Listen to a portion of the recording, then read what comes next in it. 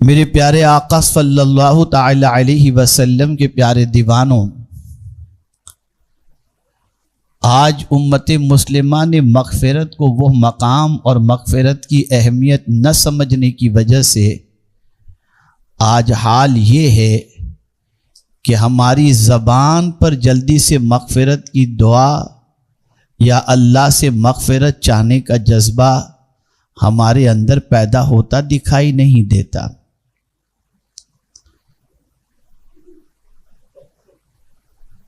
مغفرت یعنی اللہ کا ہمیں معاف کر دینا، بخش دینا، یہ کتنی بڑی نعمت ہے۔ اس کو اگر سمجھنا ہو تو یوں سمجھیں کہ اللہ نے جتنی بڑی راتیں عطا فرمائی، جتنے بڑے دن عطا فرمائے، جتنے اوراد و اذکار عطا فرمائے، ان سب کو دینے کی وجہ بھی سب سے بڑی یہ ہے کہ کسی نہ کسی طریقے سے میرے محبوب کی امت کی بخشش ہو جائے۔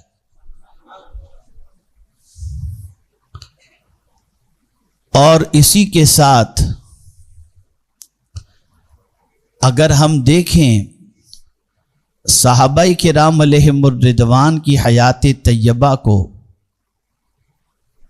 تو صحابہ کو بھی سب سے زیادہ اگر کسی چیز کی فکر تھی، اور خود رسول اعظم صلی اللہ علیہ وسلم کو بھی اگر سب سے زیادہ کسی چیز کی فکر تھی تو اسی چیز کی کہ کسی نہ کسی سبب سے حضور کی امت کی بخشش ہو جائے۔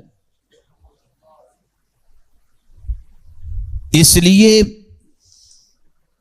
کہ اگر اللہ عز و جل حساب لینے پر آئے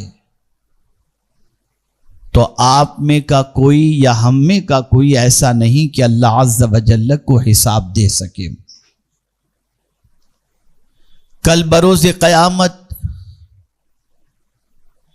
ایک بندے کے نام اعمال کی پوزیشن یہ ہوگی کہ نیکیوں سے پورا دفتر اس کا بھرا ہوگا،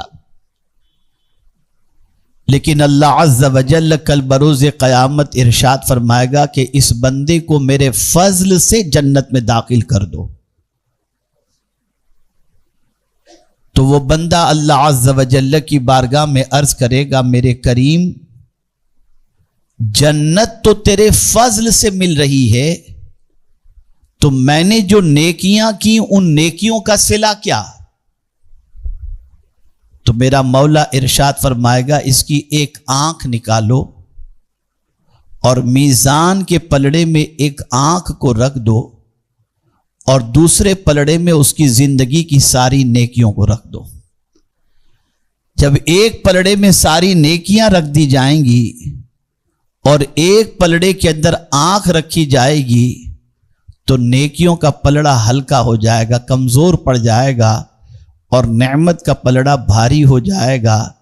اللہ فرمائے گا کہ اے بندے، تو نے میں نے جو تجھے آنکھ عطا کی تھی، ایک آنکھ کی نعمت کا بھی صحیح معنوں میں حق ادا نہیں کیا، اب میرا عدل یہ ہے کہ تجھے جہنم میں ڈال دیا جائے۔ تو وہ بندہ عرض کرے گا، مجھے میری نیکیوں کا کوئی بدلہ نہیں چاہیے، مولا تو اپنے فضل ہی سے مجھے جنت میں داخل فرما دے۔ یہاں سے آپ یہ سمجھیں کہ پوری زندگی سجدے میں گزارنے کے باوجود بھی اللہ کی نعمتوں کا حق ادا کرنا تو بہت دور کی بات ہے، کما حق کہو اس کا شکر بھی ہم ادا نہیں کر پاتے، اور اگر وہ عدل کرنے پر آئے تو ہم میں کا کوئی جنت کا حقدار نہیں بن سکتا۔ وہ اگر اپنے فضل ہی سے جنت عطا فرما دے تو اس کا بہت بڑا کرم ہوگا۔ اور جنت میں جانے سے پہلے بخشش ضروری ہے۔ جب وہ گناہوں کو معاف فرمائے گا تب انسان جنت میں جائے گا، جب اسے بخشش کا مژدہ عطا کیا جائے گا تب وہ جنت میں جائے گا۔ آج ہمارا حال یہ ہے کہ تھوڑی سی نیکیاں کرنے کے بعد اللہ عز و جل کی بارگاہ سے مزید نعمتوں کا سوال تو کرتے ہیں، لیکن بھول جاتے ہیں کہ ہم نے جتنے گناہ کیے ہیں اگر اللہ اس کا حساب لے گا تو ہمارا کیا ہوگا۔ میرے پیارے آقا صلی اللہ تعالی علیہ وسلم کے پیارے دیوانوں، سب سے زیادہ ایک مومن کو جس چیز کی فکر رکھنی چاہیے وہ یہی فکر رکھنی چاہیے کہ بس اللہ ہمیں بخش دے، ہمیں معاف فرما دے. یہ فکر سب سے زیادہ ہونی چاہیے. اور یہ وہ فکر ہے جو پروردگار جل جلالہ کے جتنے بھی انبیاء کرام جو معصوم تھے، جن سے گناہ ہونا محال ہے، وہ سارے انبیاء نے بھی اللہ کی بارگاہ میں دعا کی تو مغفرت ہی کی دعا کی، بخشش ہی کی دعا کی. میرے پیارے آقا صلی اللہ تعالی علیہ وسلم کے پیارے دیوانوں، اور حضور صلی اللہ تعالی علیہ وسلم کو بھی اپنی امت کے بارے میں جو سب سے زیادہ فکر تھی وہ یہی فکر تھی کہ بس میری امت بخش دی جائے، اللہ انہیں معاف فرما دے اور اللہ جنت عطا فرما دے. اب اس کو سمجھنا ہو تو میں ایک واقعے سے آپ کو سمجھاؤں جس سے آپ اور ہم مغفرت کی اہمیت کو سمجھ سکیں. حضرت اویس قرنی رضی اللہ المولا تبارک و تعالی عنہ آقا کریم صلی اللہ علیہ وسلم کے عاشق صادق، جنہوں نے حضور صلی اللہ علیہ وسلم کا زمانہ تو پایا لیکن آقا کریم صلی اللہ علیہ وسلم کے دیدار سے مشرف اس لیے نہیں ہوئے کہ ان کی ماں خدمت کے لیے ان کی ضرورت محسوس کر رہی تھی.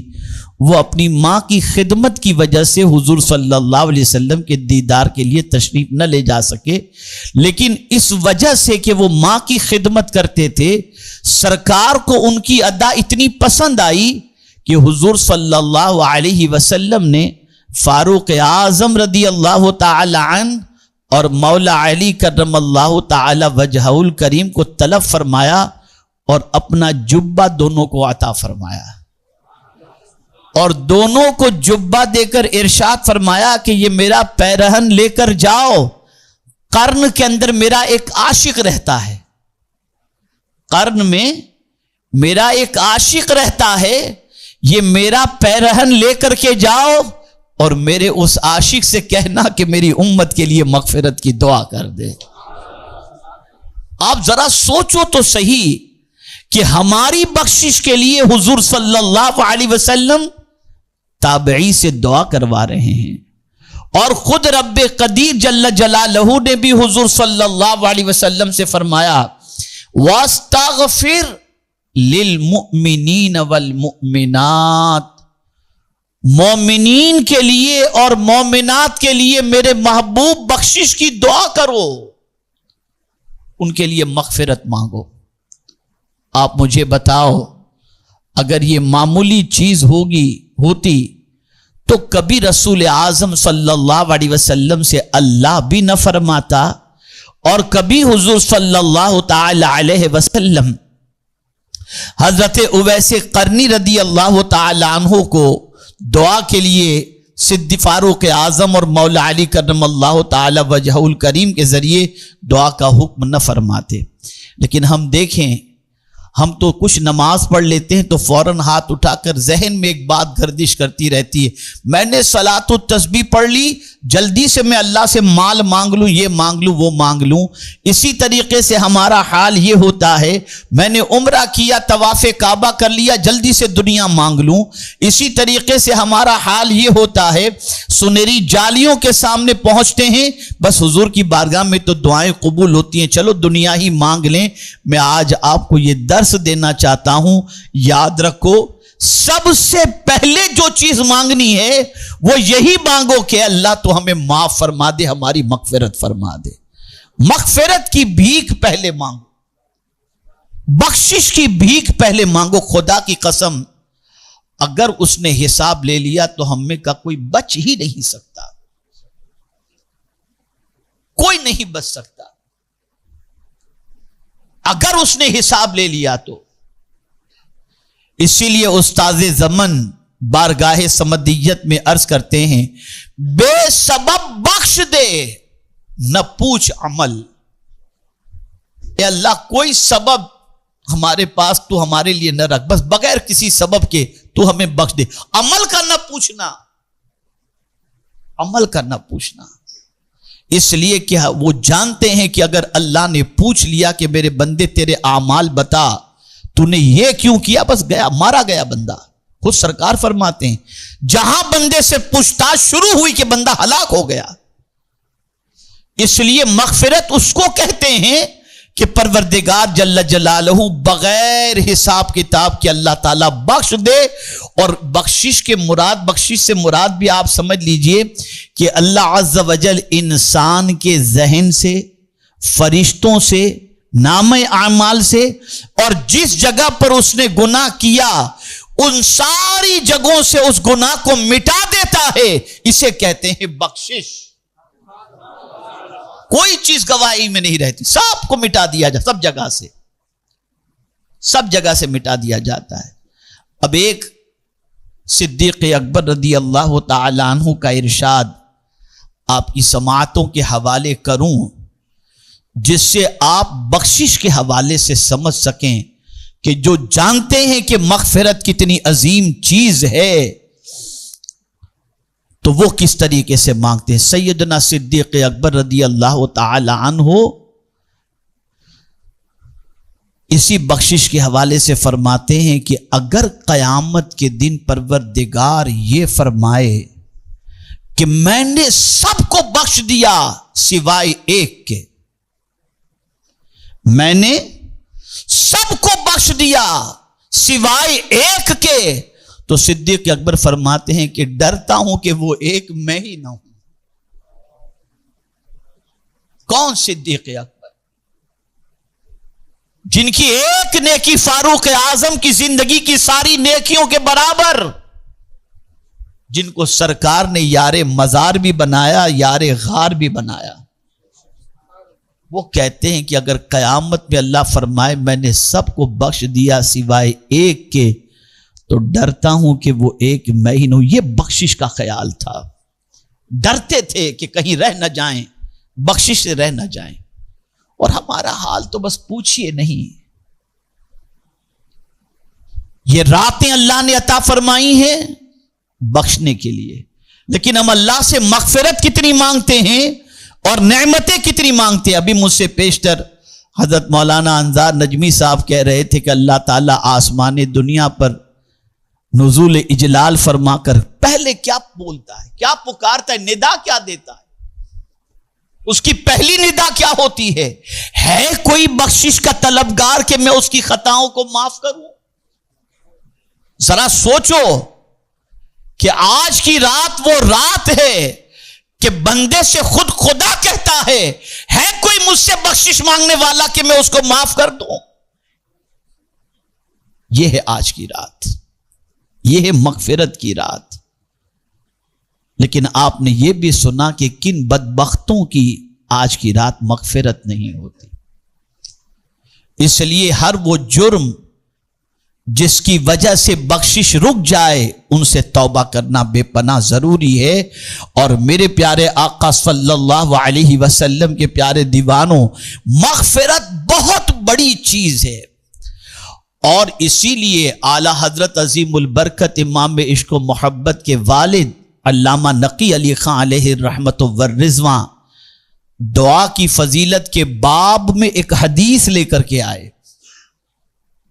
اور وہ حدیث کیا ہے؟ اگر کوئی شخص ہر نماز کے بعد اپنے ماں باپ کے لیے مغفرت کی دعا نہیں کرتا، اللہ اس کی نماز کو قبول بھی نہیں فرماتا.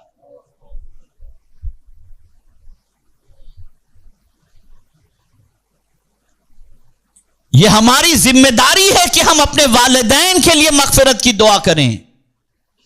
اور خود حضرت ابراہیم علیہ السلام کی دعا دیکھ لیجئے قرآن مقدس میں، تو آپ کو یہی دعا ملے گی، ربنا اغفر لی ولوالدی،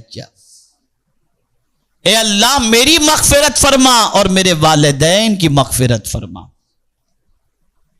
میرے پیارے آقا صلی اللہ تعالی علیہ وسلم کے پیارے دیوانوں، اس لیے ضرورت اس امر کی ہے کہ مغفرت کی اہمیت کو سمجھو اور مغفرت کی بھیک مانگنے کی عادت بناؤ. اور یہ سب سے بڑی عادت اور سب سے اچھی عادت ہے کہ اللہ عز و جل سے بخشش طلب کی جائے اور مغفرت طلب کی جائے. اب مغفرت طلب کرنے کے حوالے سے بھی قرآن نے کیا عظیم الفاظ ذکر فرمائے ہیں. اللہ عز و جل ارشاد فرماتے وَسَارِعُوا إِلَى مَغْفِرَةٍ مِّن رَبِّكُمْ، اور دوڑو، چلنے کی بات نہیں، یہ قرآن کہہ رہا ہے. مغفرت کی طرف چلو نہیں، قرآن کہتا ہے وَسَارِعُوا إِلَى مَغْفِرَةٍ مِّن رَبِّكُمْ، اور دوڑو اپنے رب کی بخشش کی طرف. اپنے رب سے بخشش مانگنے کی طرف، یا ان اعمال کی طرف دوڑو جن اعمال کی طرف دوڑنے کی وجہ سے اللہ عز و جل گناہوں کو معاف فرما دیتا ہے.